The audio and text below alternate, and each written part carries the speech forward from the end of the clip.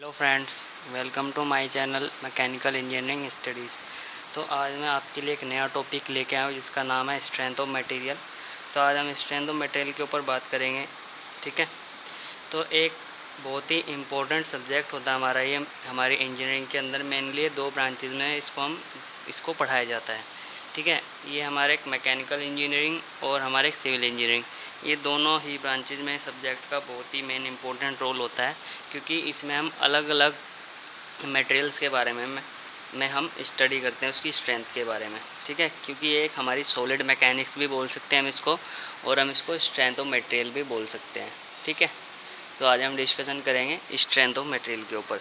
जैसे कि आपने डायग्राम देख लिया होगा, आज मैं आपको एक डेरिवेशन कराऊंगा। एक टॉपिक है हमारा जिसका नाम है extension of a uniform bar due to tensile load. मतलब कि एक्सटेंशन हमें फाइंड करनी है इसकी, कि भाई हमारा जो ये बार जो दिया है इस क्वेश्चन में, जो बार जो दिया है इस डायग्राम के अंदर, इसमें हमें क्या निकालना है, इसका एक्सटेंशन निकालना है।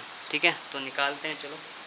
ओके। तो मैं इसमें कुछ एज्यूम करूँगा। सबसे पहले इसमें कुछ डाटा मैं एज्यूम करूँगा, तभी हम इस चीज़ को निकालेंगे।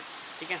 मैंने इसमें कुछ नोटेशंस पहले ही दे रखी हैं, उसको मैं बता देता हूँ आपको क्या है ये दोनों साइड जो मेरा ये जो लग रहा है पी, ये मेरा लग रहा है लोड। ठीक है। और ये एल जो इसकी लेंथ है बार की। ठीक है। तो मैं कुछ डाटा एज्यूम कर लेता हूँ इसमें, वो लिख लेता हूँ मैं एक बारी। एज्यूम लेट कर लेते हैं हम,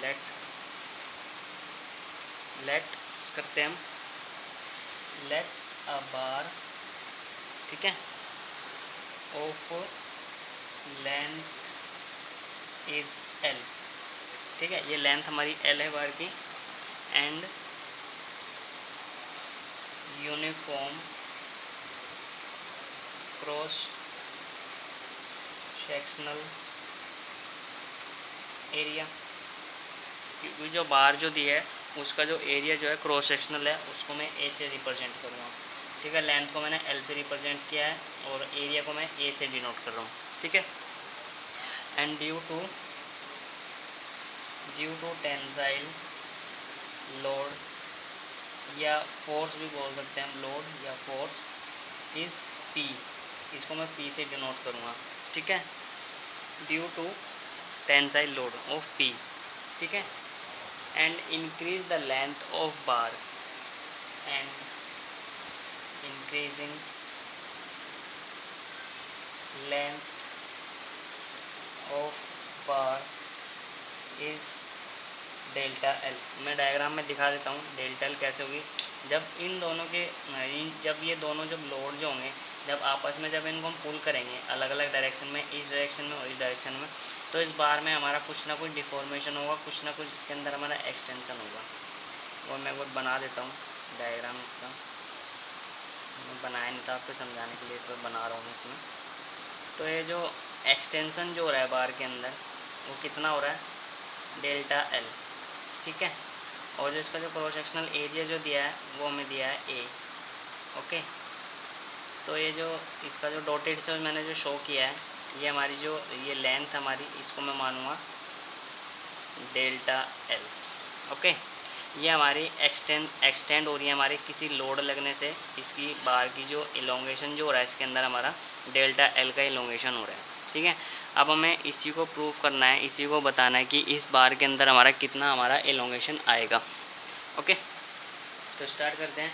आप सभी ने पढ़ा होगा, आप सभी को पता ही होगा ऑलरेडी कि भाई जो हमारा जब लोड लगता है, तो जो हमारा जो स्ट्रेस जो होता है, स्ट्रेस हमारा क्या होता है, stress is equal to force upon area.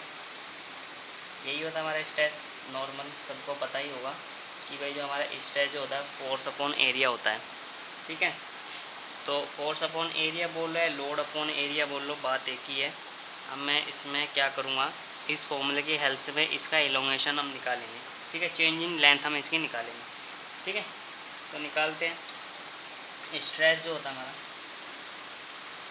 Stress equal to वो होगा मेरा लोड अपॉन एरिया। लोड हमारा क्या है, पी। जो दोनों साइड जो दोनों डायरेक्शन में जो फोर्स जो लग रहा है उसको मैं क्या मानूंगा, पी। और एरिया ऑफ क्रॉस सेक्शनल, ये हमारा क्या है, इसका ये क्या है हमारा ए, एरिया ऑफ क्रॉस सेक्शनल। अगर हम किसी चीज़ को कट करते हैं, मान लो मेरा पेन है, अब मैं इसको यहाँ से कट करूँगा और जब साइड से देखूँगा तो इसका कुछ ना कुछ क्रॉस सेक्शनल एरिया होगा, ये सर्कुलर होगा या रेक्टेंगुलर होगा या हमारा कोई भी हमारी शेप हो सकती है। इसमें हमारा क्या है, रेक्टेंगुलर शेप है, तो इसको मैं रेक्टेंगल का एरिया क्या होता है, बी इंटू डी होता है, बट मैं इसको एरिया ही यहाँ पे एज्यूम करके चलूँगा। ठीक है, सिंपल। देन इसके बाद इसमें देखो, अब हम एक चीज़ और पढ़ते हैं, हम इसके अंदर हमारा आता है स्ट्रेस। स्ट्रेस हो गया, अब हमारा आता है स्ट्रेन। स्ट्रेन क्या होता है हमारा, change in length divide by original length, यही होता है हमारा। चेंज इन लेंथ हमारी कितनी हो रही है बार के अंदर, डेल्टा एल हो रही है, ये डेल्टा एल मैंने लिख दिया, और ओरिजिनल लेंथ कितनी है इसकी, एल है। ये हमारा क्या आएगा, स्ट्रेन। इसको मैं जैसे कि इसको मैं एक चीज़ से, एक टर्म से और लिख सकता हूँ, वो जैसे कि स्ट्रेस को हम सिग्मा से डिनोट करता है, तो sigma equals to P upon A होता है हमारा। और स्ट्रेन क्या होता है हमारा, स्ट्रेन को हम एप्सिलॉन से डिनोट करते हैं, ये साइन होता है, इसको मैं डेल्टा एल बाई एल से रिप्रेजेंट कर सकता हूँ। ठीक है, इसको हम ऐसे भी लिख सकते हैं दोनों चीज़ों को। ठीक है, अब इन दोनों चीज़ों को लिख लिया मैंने, ये मेरी इक्वेशन 1 होगी और ये मेरी इक्वेशन 2। अभी हम इनका यूज़ करेंगे आगे चल के। अब आगे देखते हैं हमारा क्या होता है। एक हमारा होता है हुक्स लॉ। ठीक है, हुक्स लॉ होता है एक हमारा, और एक होता है हमारा यंग्स मॉडुलस ऑफ इलास्टिसिटी। तो यंग्स मॉडुलस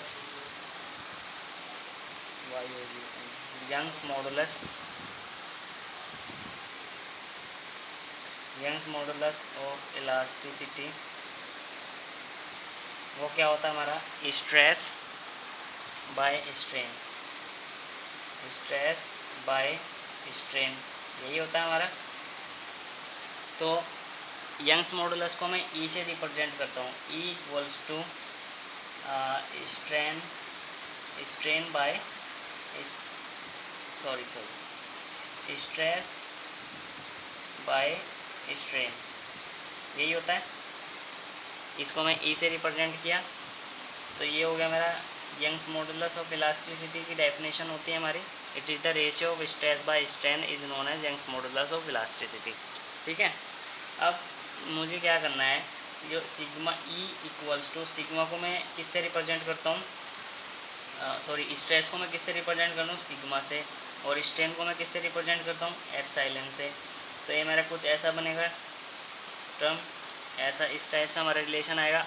अब मुझे दोनों इक्वेशन जो मैंने लगाई थी ऊपर, फर्स्ट और सेकंड इक्वेशन, उसमें मेरे को सिग्मा और एप्सिलॉन की वैल्यूज़ मुझे पता है, तो मैं इस इक्वेशन में यहाँ से वैल्यूज़ को पुट कर दूँगा। तो ई इक्वल्स टू सिग्मा क्या होता है हमारा, पी बाई ए, यही होता है हमारा, और divide by delta L by L, यही होता है। अब मेरे को ये पता लग गया, ये मेरा एक रिलेशन आया निकल के। देन अब मुझे क्या करना है, यहाँ से मुझे निकालना है चेंज इन लेंथ। तो मैं इसको एक बारी कंपेयर कर लेता हूँ, मतलब कि इसको अरेंज कर लेता हूँ मैं। तो ई इक्वल्स टू, मैं एल को ऊपर ले जाता हूँ, पी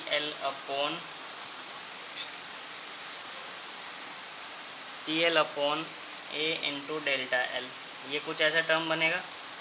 ठीक है, अब मुझे क्या निकालना है, चेंज इन लेंथ, डेल्टा की वैल्यू मुझे यहाँ से फाइंड करनी है। तो डेल्टा की जो वैल्यू जो होगी वो क्या आएगी मेरी, तो डेल्टा एल जो होगा मेरा, delta L equal to P L upon A E, यही होता है हमारा deformation of bar due to tensile force. ठीक है, यही हमारा इस रिजल्ट में यही निकालने को बोला था हमें, कि भाई हमारा जो डिफॉर्मेशन जो होगा, एक्सटेंशन ऑफ बार जो होगा, वो डेल्टा एल इक्वल्स टू कितना होगा, पी एल अपॉन ए ई।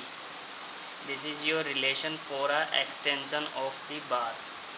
ठीक है, तो मैं इसी के ऊपर नेक्स्ट वीडियो में एक न्यूमेरिकल कराऊंगा और आपको और अच्छे से समझ में आएगा इस फॉर्मूले का यूज़ कैसे होता है और हम क्यों करते हैं। हम इस फॉर्मूले में हम रखेंगे जिस भी वैल्यू को, तो उससे हमें किसी भी बार की इलोंगेशन हम फाइंड कर सकते हैं। ठीक है, तो ये रिलेशन आपको याद रखना है, रिजल्ट हमेशा याद रखना है कि भाई इस रिजल्ट से हम किसी भी बार की डिफॉर्मेशन ऑफ बार हम कैलकुलेट कर सकते हैं। ठीक है, तो यही था इस वीडियो के अंदर। Thank you for watching.